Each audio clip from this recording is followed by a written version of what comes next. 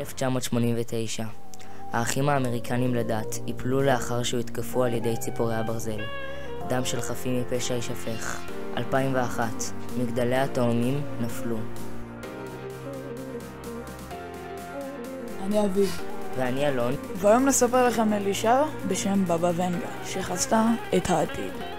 בבא ונגה נולדה בשם ונגליה פנדבה דימיטרובה, והייתה מגדת עתידות ומטפלת בצמחי מרפא בולגרית. בגיל 12 בבא ונגה נפגעה בסערה אכזרית ששירה אותה עיוורת. ויש הטוענים שהסופה בנוסף נתנה לה את היכולת לנבא את העתיד.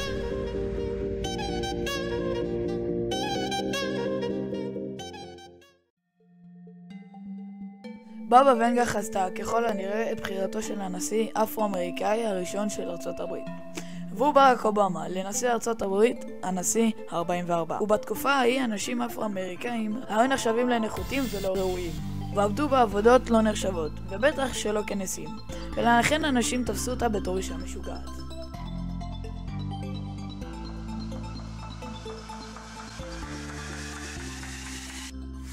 בבא ונגה חזתה את רעידת האדמה והצונאמי באוקיינוס ההודי ב-2004, שהזהירה מפני הגל העצום בגודלו, אשר יכסה חוף גדול מלא באנשים ובעיירות.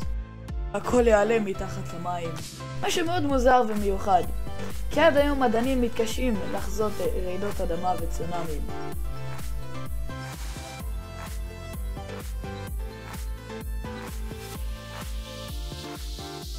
ניתן כי בבא ונגה חזתה את עליית דאעש. גורמים מוסלמים קיצוניים יפלשו לאירופה בשנת 2016 כתוצאה מהאביב הערבי. ב-2010 ותסיסה בסוריה בה יש מוסלמים בנשק כימי נגד האירופים. הפלישה תוביל למלחמת אסלאם גדולה ולכיבושה של היבשת. הפרק הזה היום יותר עסק בי מדבר, בפרק הבא זה הולך להיות אלון מדבר. וכן חברים, מקווה מאוד שנהנתם. זה הסרטון הראשון שלנו לערוץ, השקענו בו די הרבה זמן, וכן, אז אשמח מאוד לראות מתחילתך, וכן, מקווה מאוד שנהנתם, תנסו לייק אם אהבתם, ויאללה חברים, נתראה בפרק הבא, ויאללה ביי.